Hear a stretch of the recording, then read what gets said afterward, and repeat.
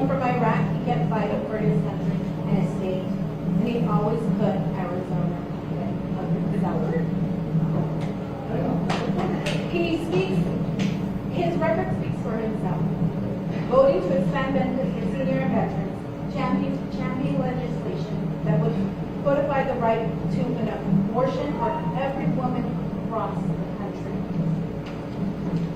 His opponent, Carrie Lake, could it be any more different? This is from your team. They had it. She constantly puts distrust in our elections. She denies the results of the 2020 elections. We know that. When she lost again in 2022, she did it again. Yeah, 2022. Even recently at this summer, Carrie Lake was in court trying to overturn the Democratic will of Arizona and install herself as the governor. All to get power. That's unacceptable. And it's not the kind of leadership Arizona deserves. And as our next senator, I trust Ruben to continue that work. Ruben's not interested in the petty politics or the grievance. His focus is everyday Arizona, just to look forward and ahead. That's exactly what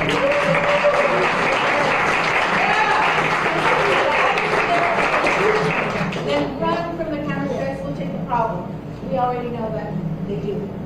So please join me in sending Ruben Gallego to the United States Senate.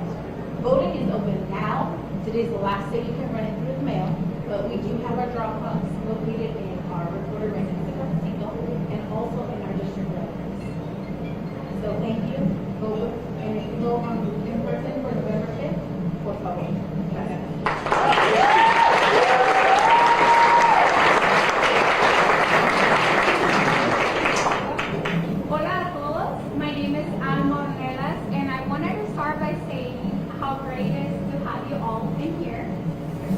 I also wanted to thank Amelia for being here, for joining us, and of course a big thank you to Ruben.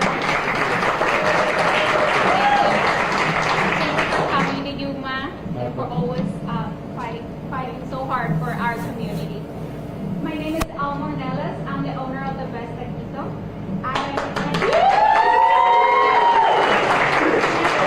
proud member of this community for many years. If elected, Ruben will be our first Arizona first Latino senator.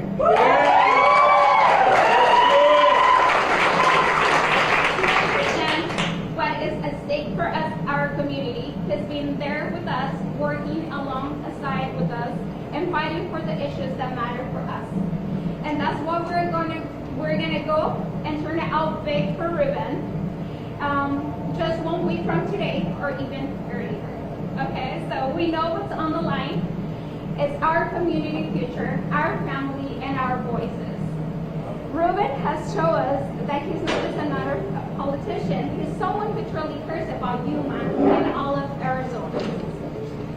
As the son of immigrants, Ruben's leadership will offer our community a seat at the table, putting everyday hardworking Arizonans first. Whether it's standing up for veterans, defending reproductive rights, or fighting to lower everyday costs, Ruben has proven he's here to deliver. He's one of us and understands what needs to thrive. So let's show up as strong. Let's get our families, our friends, our neighbors, and everyone to vote early or on November 5th. Because it's not just about one election, it's about making sure our community is heard loud and clear.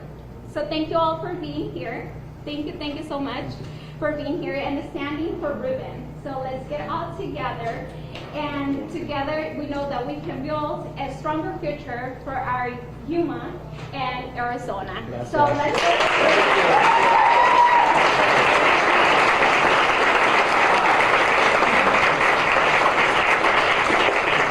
Gracias. It's amazing to have this reaction coming to Yuma, and I think this is my 10th visit now in less than a year, and every time it's always been heartwarming.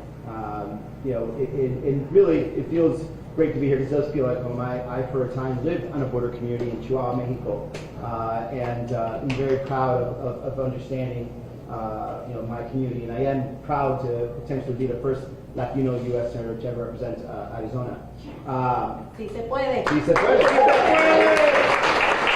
I'm also very proud that there's going to be some in the U.S. Senate that actually understands workers and entrepreneurs. My family was not handed everything.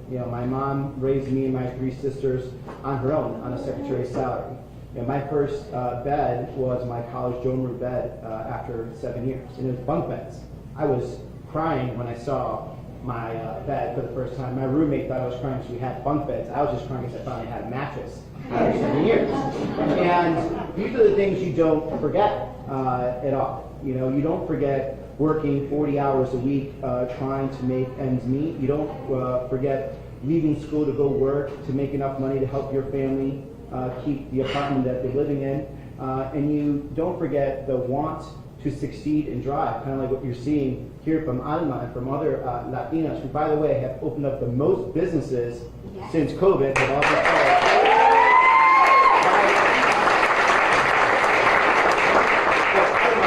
here in Arizona, so you want to talk about a thriving economy, surprise, surprise, it's being led by Latinas. So thank you so much.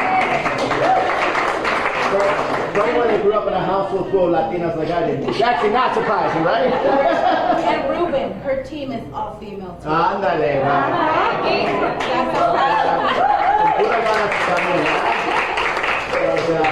I've been very lucky to be molded by some strong Latina women in my life, and I really do bring that to the Senate. I'm going to remember my mom trying to figure out how to go to school, send us to school, keep us out of trouble, pay the rent, and maybe have a little left over to go take us on a small vacation somewhere.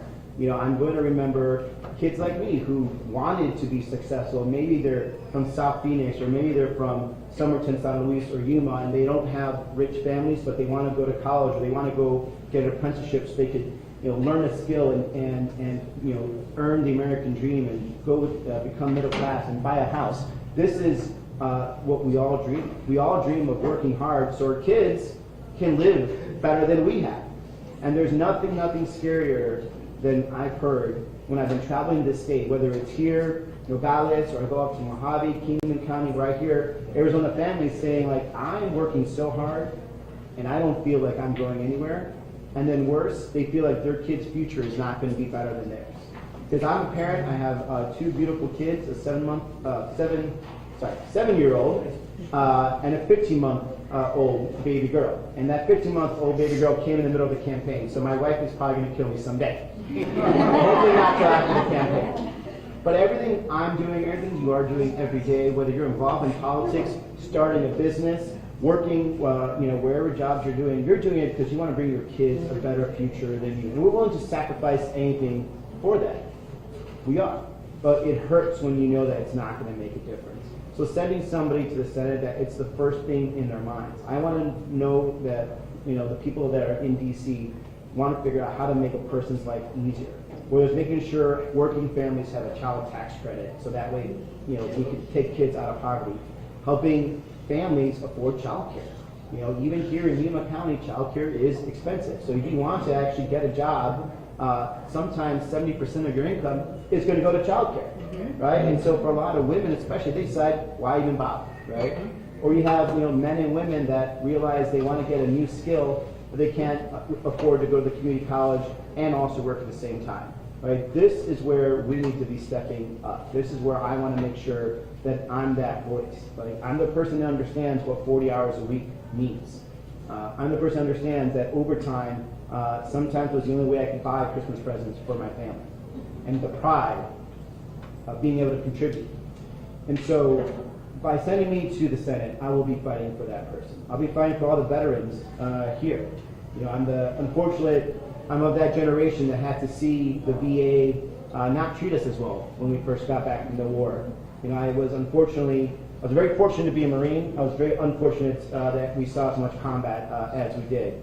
And when we got back, as quick as the government was willing to send me to war, when I got back to ask for services, they rejected me and my brothers for years. You know, it took me 16 years to ever reapply again for PTSD therapy. And a lot of my friends were lost in that process. So I'm going to go and be the representative for those veterans, those veteranos, that are forgotten. But we certainly are very patriotic. We certainly send them to war. But when they ask for services in return, we're always very slow to give that to me. Well, I'm the guy who actually has been on the front line, that has seen combat, and has seen the consequences of war when it comes back home with you. And I'm going to go talk for that. And every day there's going to be someone that's going to be fighting for you, Arizona. Because too often the people that are out there, the most powerful people, already have lobbyists, they already have senators, they already have connections. What they don't have is someone that's thinking about them every day, about how to make their life a little better, and that's what I'm going to do. So for you,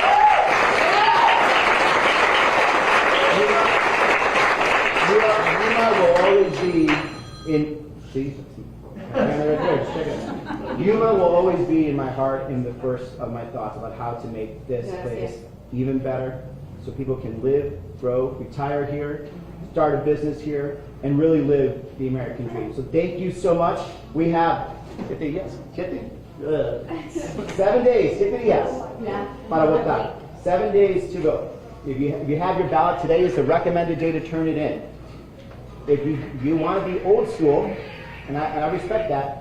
You want to be old school, you want to walk it into probably the library here, right? We have the library and the Yuma County Recorder Office, which is right next to Cafecito on Main Street. And if you want to go on election day, just make a plan to do it.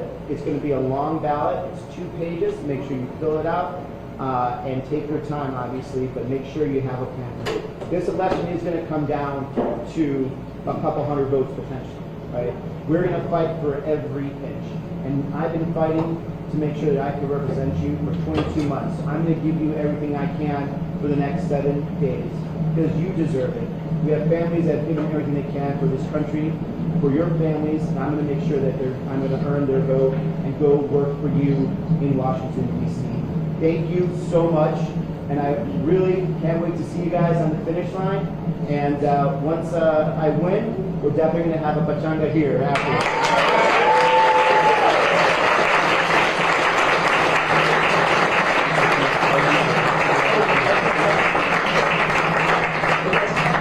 Are we missing any other elected officials? We have 2 board supervisors here. 3. Oh my God, Liz! The reunion! I've been sitting back here.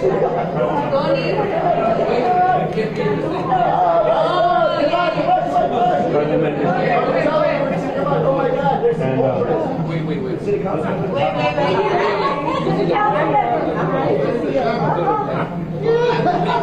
Can't have 3 of us. Oh my God! It's an old friend. I'll be in the right of it. Oh my God! Looks like that's oh my God! There you go. Right there. Ahorita.